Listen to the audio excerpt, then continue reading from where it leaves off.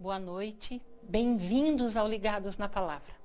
Mais uma semana se passou e finalmente chegou a sexta-feira, quando nós temos o privilégio de estarmos aqui reunidos para juntos estudarmos a Palavra de Deus, nos alimentarmos dos ensinamentos de Jesus, da esperança que Ele nos traz através da sua palavra, do conforto, do consolo e das suas promessas.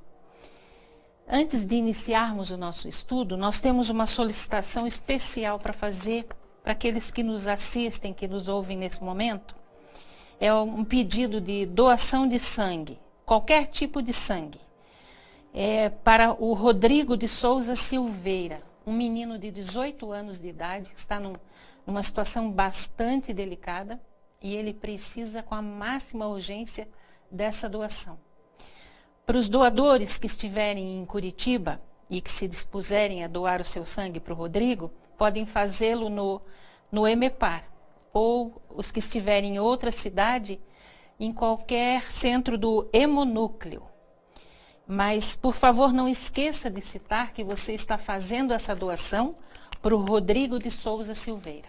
Que Deus te abençoe. E, com certeza, Ele vai retribuir em bênçãos sem medida. Deus é assim. Quando a gente pensa que está fazendo alguma coisa para Ele ou por algum filho dele, Deus reverte em bênçãos na nossa vida. Vamos orar. Grandioso Deus e Pai, mais uma vez, Senhor, estamos na Tua presença no dia de hoje.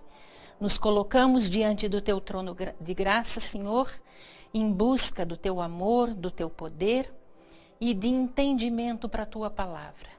Te agradecemos, Senhor, porque Tu nos cuidastes durante toda essa semana que passou. Providenciastes para que tivéssemos vida no dia de hoje e para que estivéssemos agora reunidos em Teu nome. E a Tua palavra nos diz que onde 2 ou mais estiverem reunidos em Teu nome, ali Tu vais estar. Vem estar conosco, Senhor, com cada querido Teu que nos assiste através da internet, com cada querido Teu que está aqui nesse estúdio, Senhor, fazendo a Tua obra. Que o Teu Santo Espírito desça sobre nós nesse momento, nos enchendo com a Tua paz, nos dando sabedoria, entendimento da Tua vontade, da Tua verdade e pelo Teu poder, aplicação dos Teus ensinamentos. Vem estar conosco, nos cerca com os Teus anjos, em nome e por amor de Jesus. Amém, Senhor. O abraço dessa semana nós vamos mandar para nossa querida, para Josiane Bedene, que nessa semana fez aniversário. Que Deus te abençoe, Josiane, que todos os anos de vida que você tem pela frente sejam vividos na presença do Senhor, que você possa crer. Muita felicidade, muita saúde e vida longa com Jesus. Que Deus te abençoe. O nosso estudo de hoje trata do último chamado de Deus à humanidade. Nós estamos vivendo num tempo que as profecias denominam como tempo do fim. Vários são as razões, várias são os fundamentos bíblicos que nos levam a esse entendimento. Estamos vivendo no tempo do fim. No tempo em que Deus está chamando aceleradamente, através do Espírito Santo, os seus sinceros, estejam eles em que denominação religiosa forem. E Deus nos faz esse chamado ao longo de toda a Bíblia, mas de uma forma muito específica, lá no livro do Apocalipse. Veja, no livro do Apocalipse, a tônica do livro do Apocalipse é a segunda vinda de Jesus. O livro do Apocalipse, ele não está no final da Bíblia por acaso. Ele é realmente o resumo, ele condensa todos os ensinamentos de Deus lá no último livro. É o sumário, é o fechamento. E lá, assim como em todos os outros livros da Bíblia, Deus nos adverte, Deus nos ensina acerca do maior acontecimento da história, que é a vinda do Filho de Deus. Apocalipse 1:7 nos diz assim: eis que vem com as nuvens e todo o olho verá, até os mesmos que o transpassaram, e todas as tribos da terra se lamentarão sobre ele, sim, amém. Nós já estudamos sobre a segunda vinda de Jesus e nós vimos que na Bíblia existem dois tipos de promessa. Uma condicional, algumas, melhor dizendo, condicionais. Essas estão no livro do Apocalipse também. E elas são condicionais porque elas são para os vitoriosos, para os salvos. Mas existem promessas incondicionais. E essa é uma das promessas incondicionais. A promessa da segunda vinda de Jesus. Não depende da nossa crença, não depende da nossa aceitação. No tempo de Deus, Jesus vai voltar. Nós vimos na semana passada, estudamos, há 2 semanas, estivemos estudando sobre a forma como a Bíblia foi escrita, através de profetas. Homens santos de Deus, usados pelo Espírito Santo, escreveram aquilo que Deus mostrou através de sonhos ou através de visões, de revelações. E assim toda a Bíblia foi escrita. E na Bíblia, escrita dessa forma por profetas, existe uma profecia das 2.300 tardes e manhãs, que nós também já estudamos aqui. E lá, através do que Deus mostrou para esses homens de Deus, nós vimos através o trabalho de Deus, através da Reforma Protestante, através de um homem de Deus chamado Guilherme Miller, que calculou essa profecia sob a direção do Espírito Santo, e ele chegou à conclusão que Jesus voltaria a essa terra em 1844. No tempo marcado, estabelecido por homens, Jesus não voltou.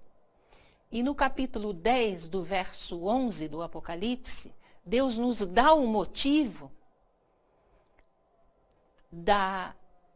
do não cumprimento aparente dessa profecia, porque a intenção de Deus através dessa profecia era provocar realmente esse desapontamento, para que através desse desapontamento, dessa decepção, as pessoas se voltassem ao estudo da Bíblia.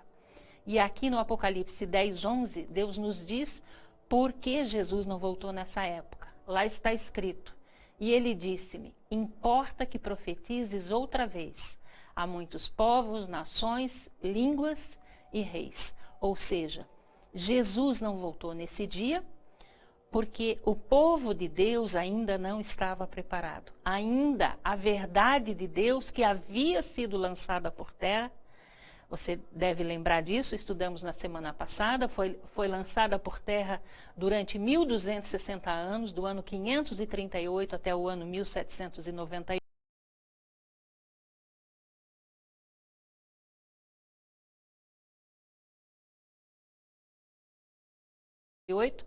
E Jesus, através da profecia que se cumpriria em 1844, nos diz que a partir dessa data a verdade seria restaurada na terra e o santuário seria purificado no céu. A verdade seria restaurada através do resgate das doutrinas bíblicas que haviam sido substituídas por dogmas da Igreja de Roma. Então, no livro do Apocalipse, nós vamos estudar hoje, lá no capítulo 14, 3 mensagens dadas por Deus através de 3 anjos. Essas mensagens consistem na missão do remanescente fiel de Deus, ou seja, da Igreja de Deus nos últimos dias. A Bíblia foi escrita através de profetas, desde o tempo longínquo até o 1º século da nossa era. Assim, Deus transmitiu os seus ensinamentos, a sua orientação para nós. Mas tudo isso foi tirado da mão do povo, foi lançado por terra. Satanás substituiu as doutrinas bíblicas, os ensinamentos bíblicos, por ensinamentos de homens. E Deus, então, resgata a sua verdade através de 1840, através da sua igreja, a partir de 1844, como sendo essas mensagens, esses ensinamentos, o último chamado de Deus à salvação, porque estamos vivendo no tempo do fim. Ou melhor dizendo, antes que Jesus voltasse a essa terra, era necessário que o remanescente fiel de Deus, ou seja, a sua igreja nessa terra, a igreja, a mulher do capítulo 12 do Apocalipse, pregasse essas 3 mensagens. Que mensagens são essas? Veja, a mensagem do primeiro anjo. Nós temos aqui no capítulo 14 do Apocalipse 3 anjos poderosos voando pelo meio do céu, cada um com uma advertência, cada um com um chamado de Deus, cada um com o propósito de resgatar uma verdade bíblica, através do remanescente fiel de Deus, ou seja, através do povo de Deus. Esses anjos, na verdade, eles simbolizam o povo de Deus empenhado na pregação do Evangelho. Porque a pregação do Evangelho, Deus comissionou para nós, seres humanos. Está lá em Mateus 28, verso 18 a 20, ele diz: ide por todo o mundo e pregai o Evangelho a toda criatura. Os anjos de Deus bem que gostariam de pregar esse Evangelho. Mas Deus, na sua infinita sabedoria, comissionou a nós, seres humanos, essa proclamação do Evangelho. Então, esses anjos voando pelo meio do céu são seres humanos, eles representam o povo de Deus proclamando o Evangelho. Eles estão voando porque a mensagem é urgente e é extremamente solene. O primeiro anjo diz o seguinte, o Apocalipse 14, verso 6. Vi outro anjo voar pelo meio do céu e tinha o Evangelho eterno para o proclamar aos que habitam sobre a terra e a toda nação e tribo e língua e povo. Veja, o povo de Deus, aqueles que se colocam nas mãos de Deus para serem usados como instrumentos dele, comprometidos com a verdade e com a vontade de Deus, deveriam pregar o Evangelho eterno a toda nação, tribo, língua e povo. Ou seja, por toda a terra. Na sequência, nós vemos no verso 7 dizendo o seguinte, esse mesmo anjo, o primeiro anjo, dizendo com grande voz, temei a Deus e dai-lhe glória, porque é chegada a hora do seu juízo, e adorai aquele que fez o céu, a terra e o mar e a fonte das águas. Veja, cabe a esse primeiro anjo, Deus comissionou a esse primeiro anjo, Deus comissionou aos seus filhos fiéis, aos seus filhos leais à sua palavra, aos seus ensinamentos, a pregação do Evangelho eterno a toda a terra, e ele diz que era para que esses proclamassem que toda a terra devia temer a Deus, dar glória a Deus, porque era chegada a hora do seu juízo. E essa mensagem chama o povo de Deus, conclama toda a terra para a verdadeira adoração, para adorar única e exclusivamente o Deus verdadeiro. Pontos que nós podemos destacar nessa primeira mensagem angélica. Nós estamos estudando exatamente isso, as 3 mensagens angélicas. Na primeira, Deus exorta para que o Evangelho eterno seja pregado. Isso é extremamente importante. Não é para pregar o Evangelho da prosperidade, o Evangelho das curas milagrosas, o Evangelho dos dons espirituais, o Evangelho das obras sociais. Isso, fora do contexto bíblico, isso é o outro Evangelho. O que é para pregar? O que é que Deus quer que seus filhos preguem? O que é que toda a terra precisa conhecer? Esse Evangelho aqui. Esse que Deus escreveu. O Evangelho eterno, ele é o mesmo, ele não muda, ele é imutável. Ele é eterno porque ele vem de Deus. Evangelho significam boas novas. E quais são as boas novas que a Bíblia nos traz? Salvação pela graça. Esse é o Evangelho eterno. Essas são as boas novas que toda a terra precisa conhecer. Salvação somente pelos méritos de Cristo. Nós não somos salvos por obras, não somos salvos por termos dons especiais, não somos salvos por esse ou aquele motivo, a não ser pelo sacrifício de Jesus. E esse evangelho deve ser pregado com grande voz, ou seja, ele precisa ser pregado com urgência, com clareza, para que não haja dúvida, para que todos possam compreender.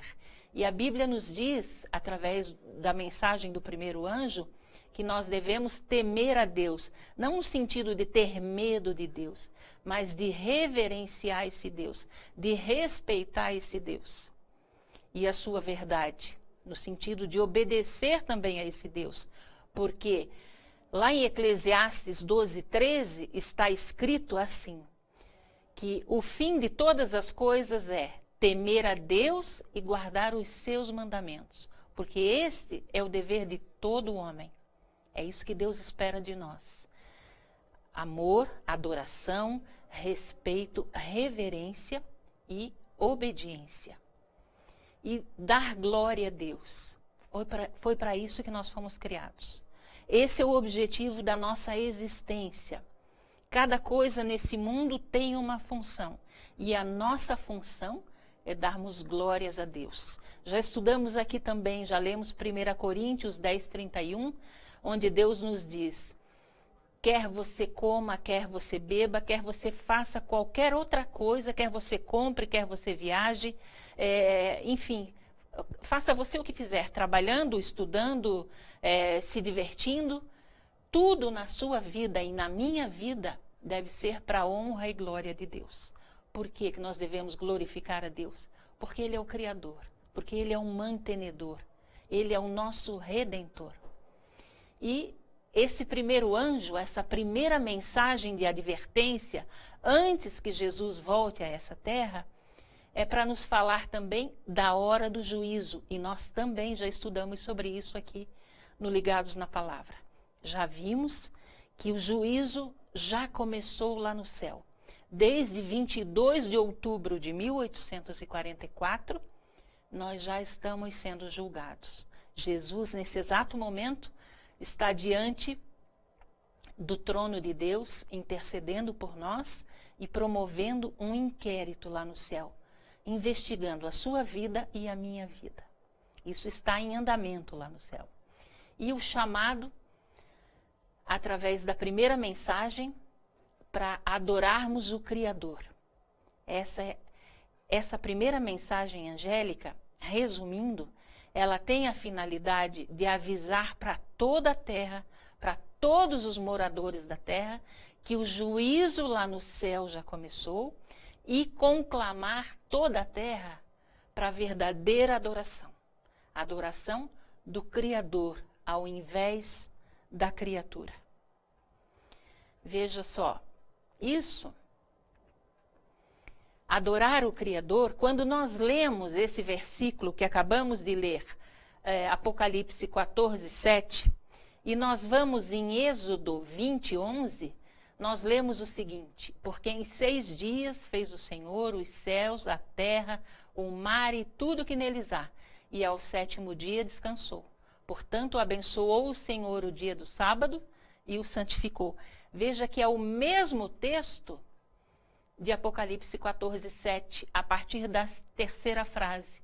Lá diz assim, e adorai aquele que fez o céu e a terra e o mar e as fontes das águas. O texto é o mesmo do mandamento que está em Êxodo 20, verso 11, o mandamento do sábado, que conclama, que nos mostra o sentido da verdadeira adoração.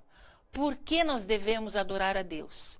Qual é a base dessa adoração? Qual é a base de rendermos culto a Deus? Porque Ele nos criou, porque Ele nos mantém e Ele está nos salvando. Por isso Ele merece ser adorado. Só Ele merece adoração, só Ele merece obediência. Para isso, Deus separou o dia de sábado, para que não só nesse dia nós rendêssemos uma adoração especial, tivéssemos uma comunhão mais íntima com Deus, como também pudéssemos passar esse dia na presença dEle, reconhecendo nele o nosso Criador. O sábado é o memorial da criação e da redenção. Então, a primeira mensagem angélica, ela resgata essa verdade. Só Deus merece ser adorado. Só o Criador e não a criatura. Lá, quando estudamos sobre a lei de Deus, lemos e estamos relembrando agora. Deus nos diz: lembra-te do dia do sábado para o santificar. Nós vamos falar mais sobre isso na próxima sexta-feira. E você já vai entender, até o final do estudo, você já vai entender por quê. Veja, agora nós temos aqui a mensagem do segundo anjo, que nós encontramos no verso 8 do capítulo 14. E nós vamos ver, pelo que nos diz o texto, que a mensagem do primeiro anjo ainda está sendo proclamada quando a mensagem do segundo anjo começa a ser divulgada. São mensagens simultâneas. Então, lá está escrito: seguiu-se outro anjo, o segundo, dizendo: caiu, caiu a grande Babilônia, que tem dado a beber a todas as nações do vinho da fúria da sua prostituição. Uma mensagem tremenda. Vamos ler. O segundo anjo diz: caiu, caiu a grande Babilônia. O que ela tem feito? Ela tem dado a beber a todas as nações do vinho da fúria da sua prostituição. Essas três mensagens angélicas, elas são as mais solenes, as advertências mais duras e mais urgentes, porque nós estamos caminhando para o fim do tempo do fim. Ou seja, nós estamos caminhando para o encerramento do tempo de salvação, ou do tempo da graça. Então, destacando os pontos principais dessa segunda mensagem, desse segundo anjo, que representa, mais uma vez, anjos são mensageiros, sejam eles celestiais, sobrenaturais ou humanos, né? Então, esse segundo anjo, assim como o primeiro, representa também o povo de Deus, os fiéis de Deus comprometidos com a sua verdade, com a sua palavra, proclamando o evangelho, resgatando verdades bíblicas e divulgando essas verdades antes que Jesus volte a essa terra. E aqui o anjo nos diz que Babilônia, a grande, aquela que tem dado a beber a todas as nações do vinho da sua prostituição, caiu. Aqui Deus está anunciando que todas as religiões apóstatas cairão. E o anjo, na Bíblia, ele repete a palavra caiu, caiu. Isso significa que é uma coisa muito séria, é muito grave. Por isso o profeta repetia a afirmação. Então ele grita: caiu, caiu. Quem caiu? A grande Babilônia. Grande. Quem ela é? Ela é grande por quê? Se nós fôssemos agora no capítulo 17 do Apocalipse, nós veríamos falando sobre essa grande Babilônia, que ela é a grande meretriz. Ou seja, ela é uma grande prostituta. Por que ela é prostituta? Porque ela adulterou os ensinamentos de Deus. Ela perverteu. E Babilônia, o que é Babilônia?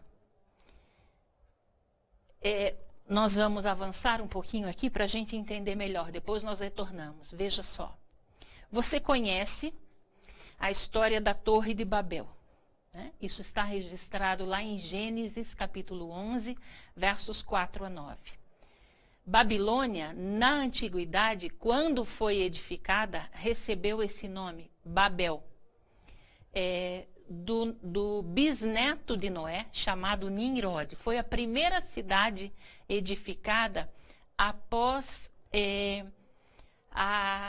o dilúvio. E lá, né, nesse lugar, e Babilônia sempre foi, desde que começou a existir, ela sempre se opôs aos ensinamentos de Deus. Babilônia, a Babilônia geográfica, se você for pesquisar sobre Babilônia, você vai ver que foi um dos impérios mundiais mais poderosos, mas que sempre se opôs a Deus. Sempre competiu contra o governo de Deus. Nós vemos lá a história nos contando que Nabucodonosor foi um homem que por várias vezes invadiu a cidade de Jerusalém, o templo de Jerusalém, e levou os utensílios sagrados do templo do Senhor para a Babilônia. E esses utensílios do templo de Babilônia eram usados nos cultos aos deuses de Babilônia, aos deuses pagãos. Nabucodonosor várias vezes invadiu Babilônia e ele, numa das últimas vezes, trouxe, além dos utensílios do templo do Senhor, ele trouxe o povo de Deus cativo para a Babilônia. Cerca de 10.000 pessoas. Entre eles estava Daniel. E Babilônia sempre foi arrogante. Babilônia sempre foi prepotente. Babilônia sempre afrontou o Deus verdadeiro. Até que, apesar de ser, os babilônios se consideravam inexpugnáveis pela fortaleza que era a Babilônia, mas ela foi invadida e foi destruída. Numa noite só, Babilônia caiu em poder dos medo-persas. Essa é a história real. Essa é a história da Babilônia geográfica, da Babilônia histórica. Mas isso nós podemos aplicar para a Babilônia espiritual. Veja, Babilônia caiu em 539 a.C. Então, não podia ser essa Babilônia que João está falando aqui no primeiro século da era cristã. Porque quando João escreveu isso, a Babilônia geográfica já não existia mais. Então, João aqui está falando da queda da Babilônia mística, da Babilônia espiritual. O que é que representa a Babilônia? Babilônia são todas as igrejas apóstatas. O que são igrejas apóstatas?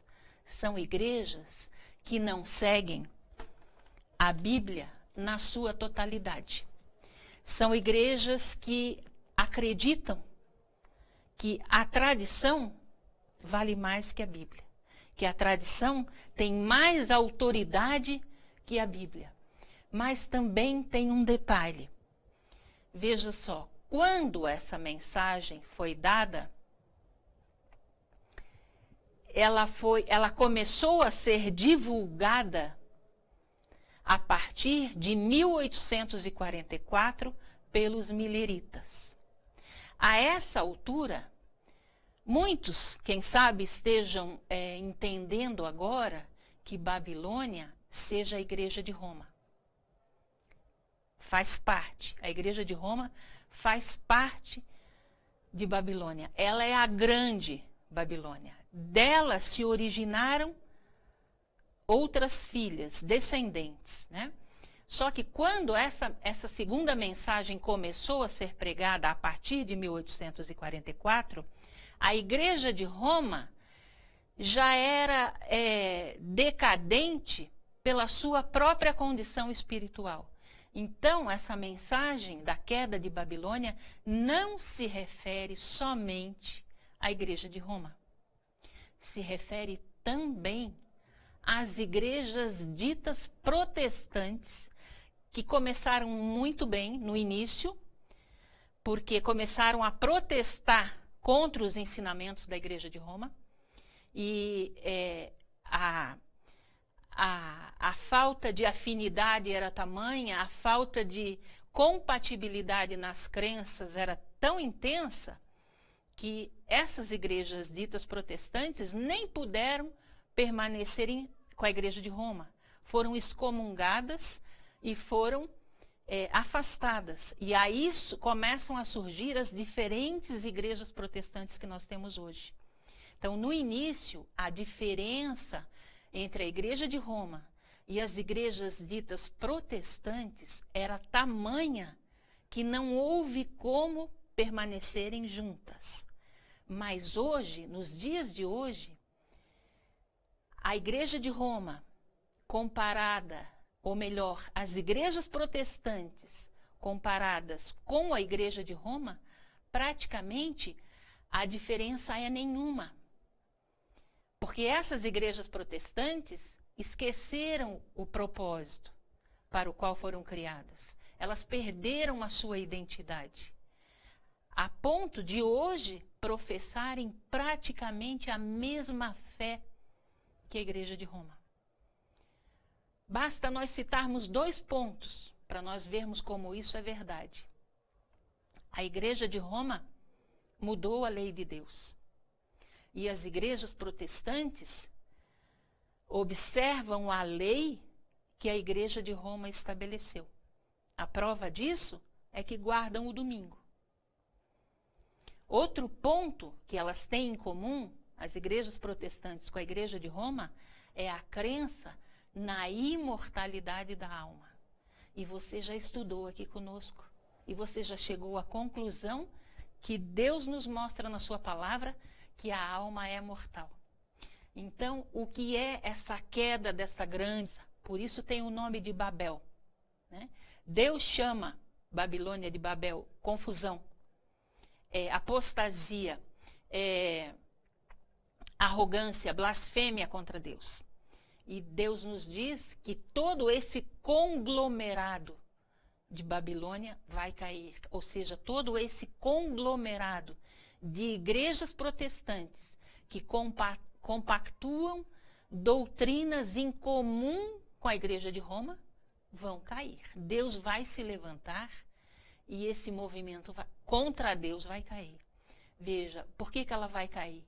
Porque ela tem dado a beber o vinho da sua prostituição. Que vinho que é esse? O vinho de Babilônia. O que Babilônia serve naquele cálice? Da mulher do capítulo 17 do Apocalipse, a grande prostituta, o que ela serve?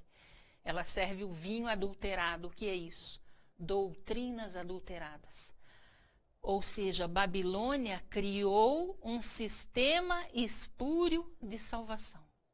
Colocou a criatura no lugar do Criador. Substituiu o ministério de Jesus por obras, por dons, por a teologia da prosperidade. Enfim, tudo isso que você vê por aí. E a prostituição. A prostituição de Babilônia são as verdades de Deus adulteradas. Deus alerta que Babilônia vai cair. E ele alerta quando ainda há tempo de retroceder. Por isso, nós vemos ao longo da história do povo de Deus, como nós temos falado aqui desde o começo, a Bíblia nos mostra sempre 2 caminhos. Já conversamos sobre isso várias vezes. Você deve lembrar. Nós já lemos aqui Deus dizendo assim: eis que tenho posto diante de ti 2 caminhos. Caminho de vida e caminho de morte. E ele nos diz: escolhe, pois, a vida para que vivas. E aqui, dentro dessa profecia do capítulo 14 do Apocalipse, nós encontramos 2 caminhos, 2 cidades.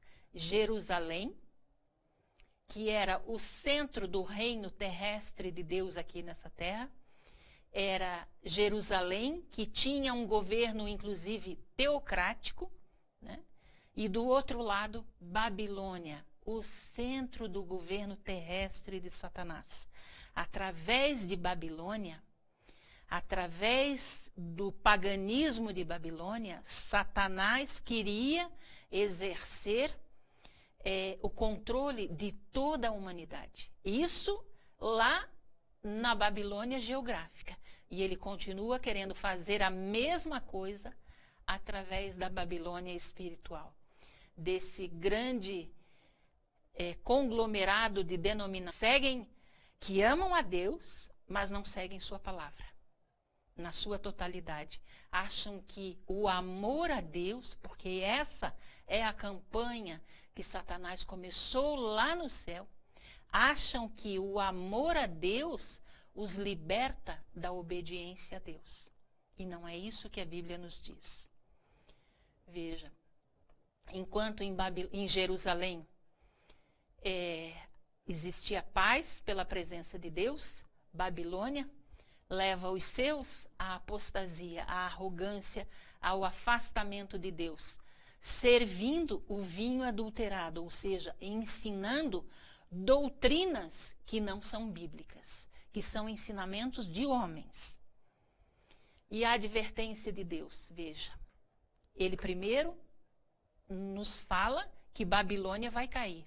E aqui ele reitera essa advertência, ele diz: então exclamou com potente voz, dizendo: caiu, caiu a grande Babilônia, e se tornou morada de demônios, covil de toda espécie de espírito imundo, e esconderijo de todo gênero de ave imunda e detestável, pois todas as nações têm bebido do vinho do furor da sua prostituição. Por que Babilônia vai cair?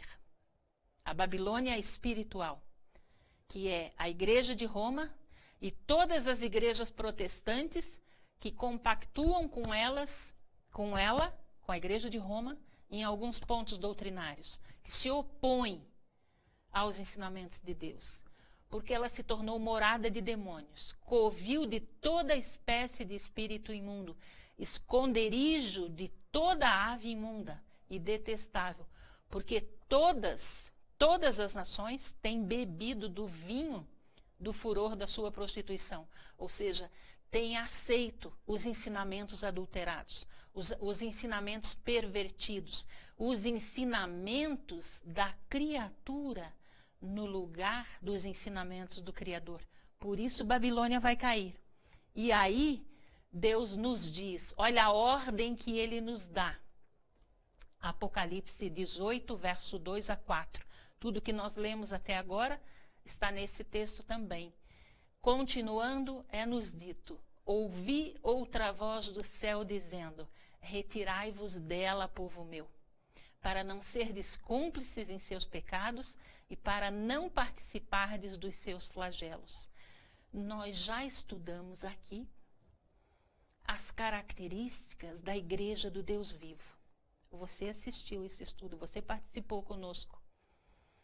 Você sabe quais são as características da igreja de Deus.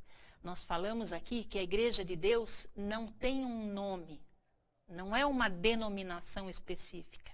A igreja do Deus vivo tem características, ela está alicerçada aqui na palavra de Deus. Esse é o seu corpo de doutrinas. São esses os seus ensinamentos. Então, Jesus está nos dizendo, através desse anjo, através do seu povo, do povo que ele comissionou para proclamar essa verdade, que se a igreja a qual você pertence não segue a Bíblia, do Gênesis ao Apocalipse, de capa a capa, Deus está dizendo para você: saia daí. Saia daí, povo meu. Porque agora, veja bem, agora você não é mais inocente diante de Deus. Antes, talvez você não conhecesse, você ainda não tivesse entendido. Mas nós estamos aqui desde comecinho de abril. Você tem nos acompanhado, você tem estudado a Bíblia, você tem lido a palavra de Deus. Deus tem falado com você através do Espírito Santo. Né? Você tem tido o privilégio de conhecer o plano da salvação. Então, agora, como você conhece, se você permanecer em Babilônia, você vai ser cúmplice dos pecados de Babilônia. Isso, e o cúmplice, você sabe, o cúmplice também é culpado. E Jesus nos diz que sobre aqueles que permanecerem conscientemente em Babilônia, sabendo que não devem estar lá, sobre esses vão cair os flagelos de Deus. O que são os flagelos de Deus?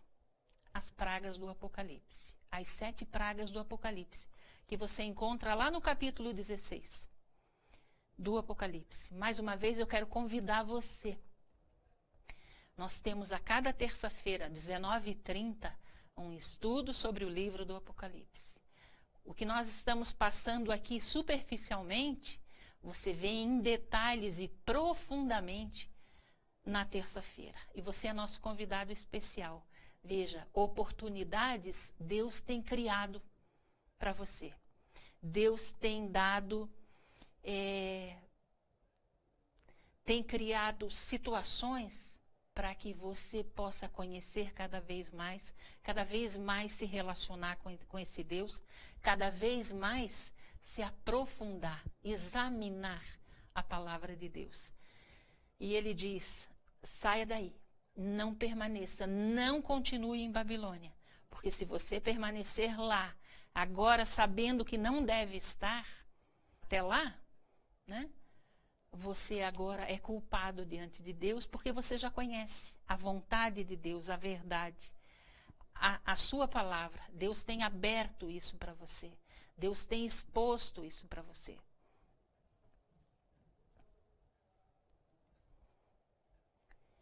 E nós chegamos na mensagem do terceiro anjo. A mensagem do terceiro anjo, ela vem na sequência da primeira e da segunda, obviamente, né? Mas é a mensagem mais dura de toda a Bíblia. E ela vai mexer com você, porque ela vai falar de coisas que muita gente comenta, mas que não se chega a conclusão nenhuma. Veja o que diz o terceiro anjo. E seguiu-se a estes outro anjo, o terceiro, dizendo com grande voz: se alguém adorar a besta e a sua imagem, e receber a sua marca na sua fronte ou na sua mão, também este beberá do vinho da cólera de Deus, preparado sem mistura no cálice da sua ira, e será atormentado com fogo e enxofre diante dos santos anjos e diante do Cordeiro. Veja só. Por isso Deus diz para nós que nós devemos examinar a Bíblia. O terceiro anjo, ele começa assim: se alguém adorar a besta. Isto significa que a escolha é nossa. A primeira mensagem angélica nos chamou à verdadeira adoração. A verdadeira adoração é adorarmos o nosso Criador. Além de anunciar a hora do juízo, a primeira mensagem nos conclama para a adoração verdadeira. Agora, aqui na terceira mensagem, nós temos a advertência de Deus, o alerta de Deus, para não nos envolvermos na falsa adoração. E ele diz, se alguém adorar a besta, mostrando que a escolha é nossa, o poder de decisão é nosso. Se alguém adorar a besta e a sua imagem e receber a sua marca na sua fronte ou na sua mão, também este beberá do vinho da cólera de Deus, preparado sem mistura no cálice da sua ira, e será atormentado com fogo e enxofre diante dos santos anjos e diante do Cordeiro. Veja, assim como Babilônia embriagou toda a terra com o vinho da sua prostituição,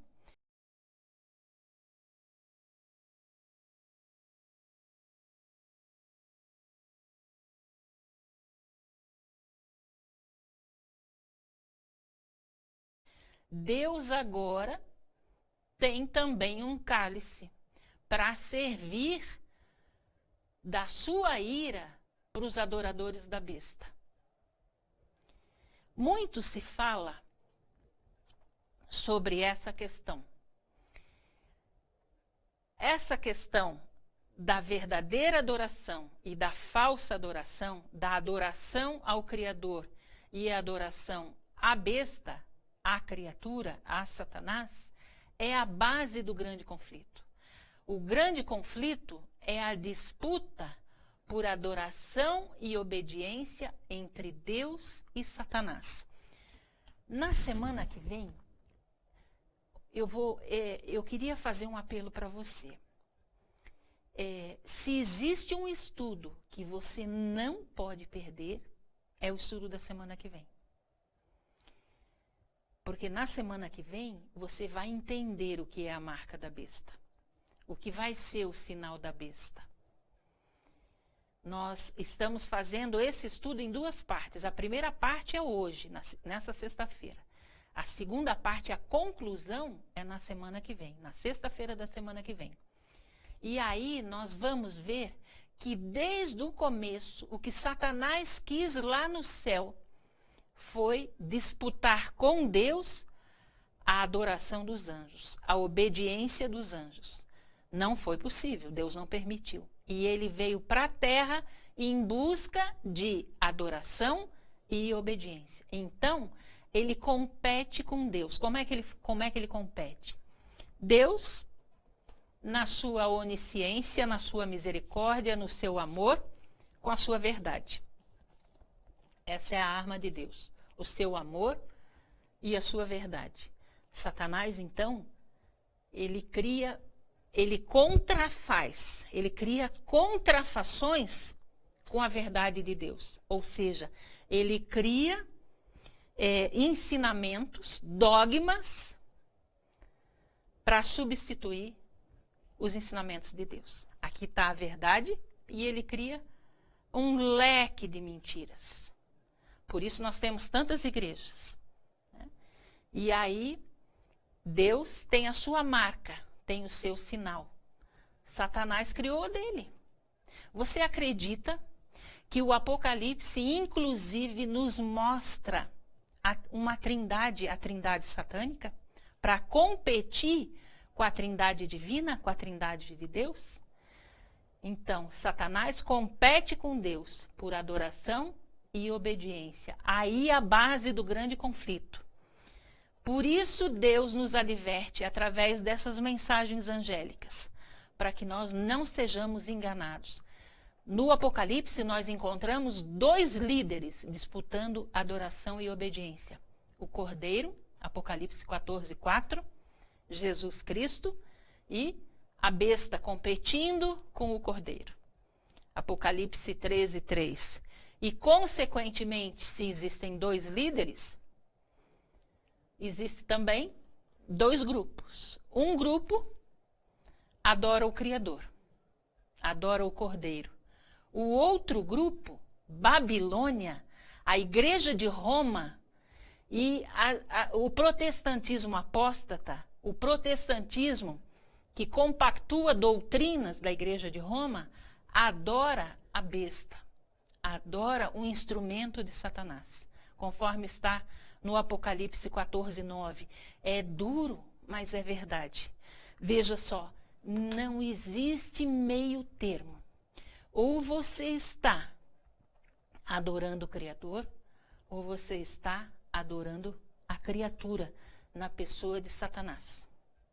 Como ele dificilmente se mostra pessoalmente, ele então ele se traveste, né? Ele usa instrumentos, ele usa situações, ele usa pessoas através das quais ele tenta conseguir adoração e obediência, camufladamente. Então, a terceira mensagem angélica, Deus nos adverte contra a falsa adoração. E é tão grave isso, porque quando você lê o capítulo 20 do Apocalipse, lá no verso 4, você vê o seguinte: lá você vê os salvos no céu após a segunda vinda de Jesus. E lá nós vemos que os salvos estarão participando, a essa altura, após a segunda vinda, da segunda parte do julgamento. Quem são os salvos? Preste bastante atenção. Leia, quando nós terminarmos aqui o estudo, abra Apocalipse 20, verso 4. Quem são os salvos? Aqueles que não adoraram a besta. Aqueles que não receberam o sinal da besta. Aqueles que não adoraram a imagem da besta. E o que é a besta? Quem é a besta? Você já tem uma noção. O que é a marca da besta? Você não pode perder na sexta-feira que vem.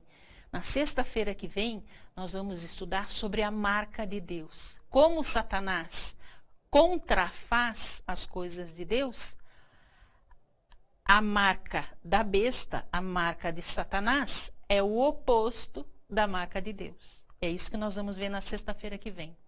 Veja, Deus nos conclama contra a falsa adoração. A adoração à besta, é esse poder apóstata, é Babilônia, né? Essa confusão religiosa que se opõe aos ensinamentos de Deus. A imagem da besta, seja ela o que for, é alguma coisa muito bem definida, muito esclarecida, porque senão Deus não reservaria o cálice da sua ira para os adoradores da imagem da besta.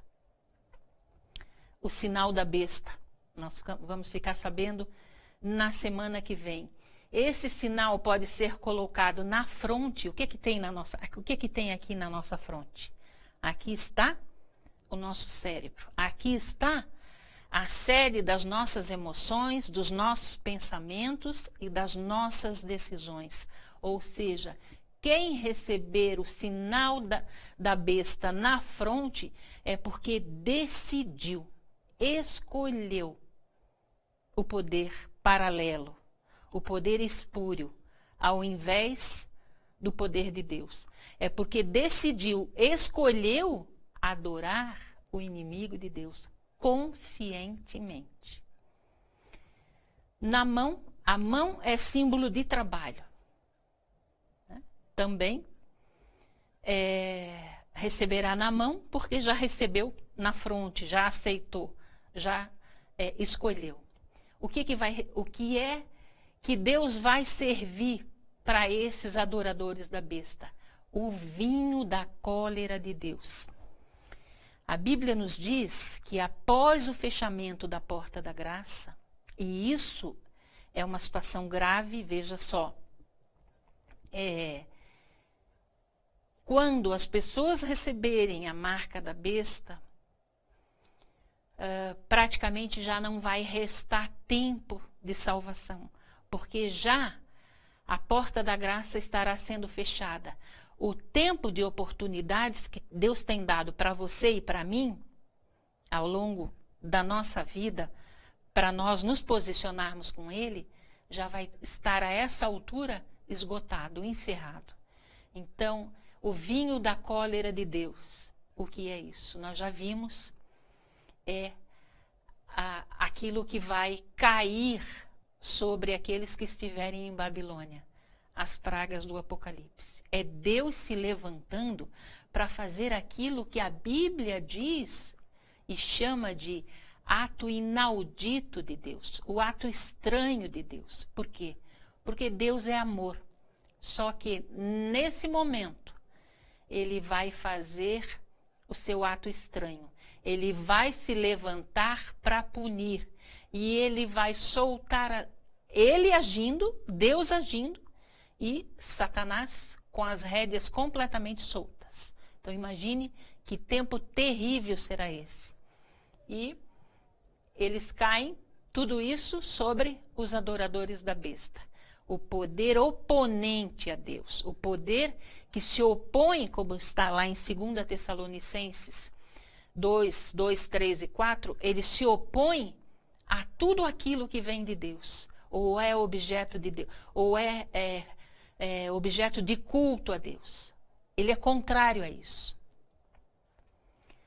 3 mensagens, 3 advertências de um Deus de amor para sacudir o seu povo, para trazer o seu povo ao arrependimento, para que esse povo que Deus tanto ama, a cada um de nós individualmente, como sendo filhos únicos. Cada um de nós é como se fosse um filho único de Deus. Porque Deus tem um xodó especial por cada um de nós. Essa advertência, essas 3 advertências, Deus tem dado agora no tempo do fim, através do remanescente fiel, através da sua igreja, para preparar o seu povo para o encontro com Jesus, o querido Jesus, que está vindo aí nas nuvens do céu. E a Bíblia nos diz, Apocalipse 14:12, depois da advertência, Deus identifica o seu povo. Ele diz, aqui está a perseverança dos santos. Quem são eles? Os que guardam os mandamentos de Deus e têm a fé em Jesus. A Bíblia, normalmente, em vários textos, Apocalipse 12:17, João 14:15, em vários textos bíblicos, a Bíblia identifica o povo de Deus com obediência, com a guarda dos mandamentos, dos 10 mandamentos de Deus, não do homem. E esse povo santo, que agora está preparado para se encontrar com Jesus, ele também tem a fé em Jesus. Ele tem a fé em Jesus porque ele crê, aceita e vive os ensinamentos de Jesus. Ele crê, aceita e vive a Bíblia na sua totalidade. Ele tem dedicado tempo para estudar, para examinar a palavra de Deus, especialmente os livros de Daniel e Apocalipse, onde Deus amplia muito mais, dá muitos outros detalhes do assunto que nós vimos essa noite, né? Do povo que ama, tem fé em Jesus, mas obedece esse Deus também. E para nós caminharmos para o fim, veja que coisa linda. Aqui, em Apocalipse 14, verso 14 a 16, João descreve o seguinte: olhei e eis uma nuvem branca, e sentado sobre a nuvem um semelhante a filho do homem, tendo na cabeça uma coroa de ouro e na mão uma foice afiada.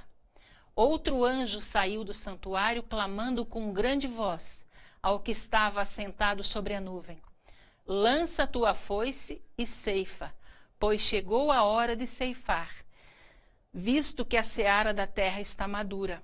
E aquele que estava sentado sobre a nuvem passou a sua foice sobre a terra, e a terra foi ceifada. Que texto extraordinário esse! Bendita nuvem branca. É assim que a Bíblia nos relata, nos descreve a volta de Jesus. É nos dito que nós vamos ver lá no Oriente uma nuvenzinha escura do tamanho da mão de um homem. E quanto mais essa nuvem se aproxima da terra, mais clara ela vai ficando, até que nós vamos poder ver sobre essa nuvem Jesus sentado no seu trono, com todos os anjos com ele. Só que ele vem agora, não como um bebê, como ele veio da primeira vez. Ele vem como o Rei dos Reis. Veja que o texto nos diz que na cabeça ele tem uma coroa. Ele vem como rei. Mas ele tem na mão também uma foice. Então ele também vem como juiz. Ele vem como Rei dos Reis buscar os que são seus, os salvos. E vem como juiz para executar a sentença, a decisão que está sendo tomada nesse momento lá no céu. Ele vem para separar as ovelhas dos bodes, os salvos dos perdidos. E agora é o momento de nós nos posicionarmos. Agora é o momento de nós escolhermos adorar o Criador. Aquele que hoje pela manhã cuidou para que nós tivéssemos vida. Que quantos sejam os anos de vida que você tem, os dias, as horas, os minutos, é fruto do cuidado desse Deus, que te ama tanto, que me ama tanto, que morreu por nós lá na cruz do Calvário. De que lado você vai ficar? Você já tem condição de escolher. Você já tem condição de decidir. Lembra? 2 caminhos. Escolhe, pois, a vida para que vivas. Seja humilde diante de Deus. Se coloque nas mãos desse Deus para que a vontade dele se faça na sua vida e na minha vida. Para que, quando nós virmos essa nuvem branca se aproximando da terra, com Jesus com a coroa de rei e a foice para ceifar a terra como juiz, nós possamos estar entre aqueles que dirão o que está escrito aqui no Apocalipse 22, 20. Assim a Bíblia se encerra, veja só. Aquele que dá testemunho dessas coisas diz, Jesus diz, certamente venho sem demora. E a igreja, o povo de Deus, responde, amém.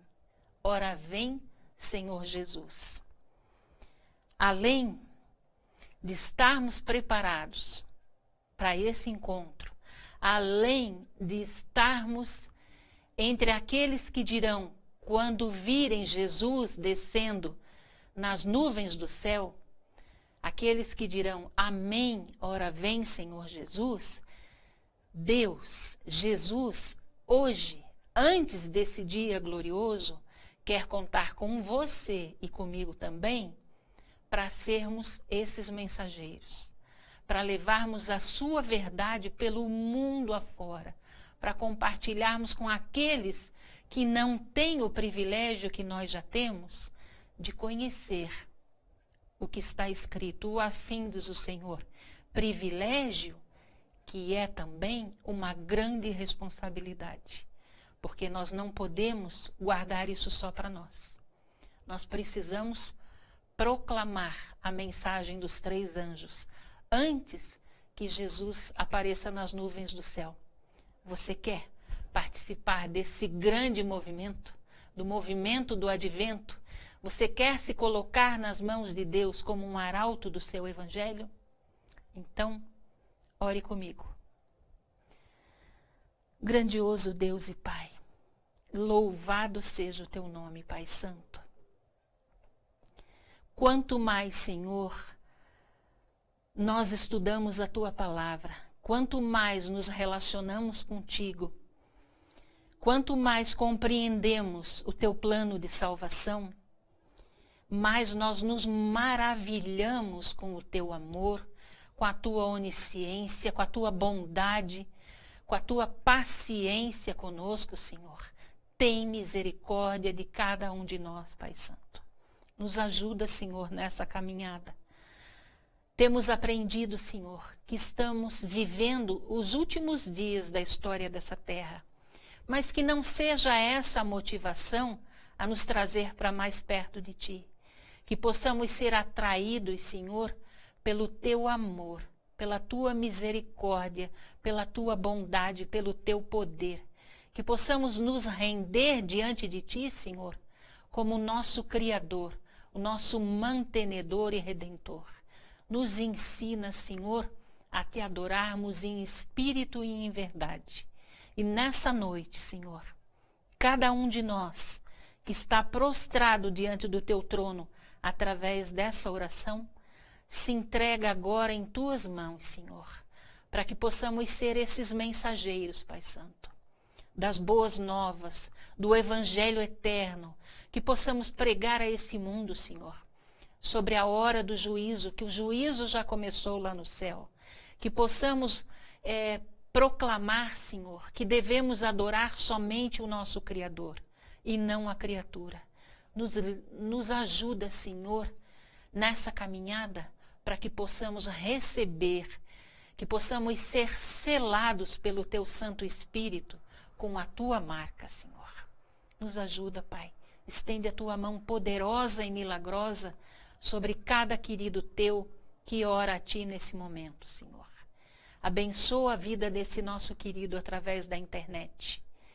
E abençoa cada um desses que aqui está, nesse estúdio, Senhor, como um arauto do teu evangelho, comprometido com a ordem de ir e pregar o evangelho a toda criatura. Permanece em nós, nos fazendo sentir a tua presença e a tua paz, em nome e por amor de Jesus. Amém, Senhor. Que Deus te abençoe.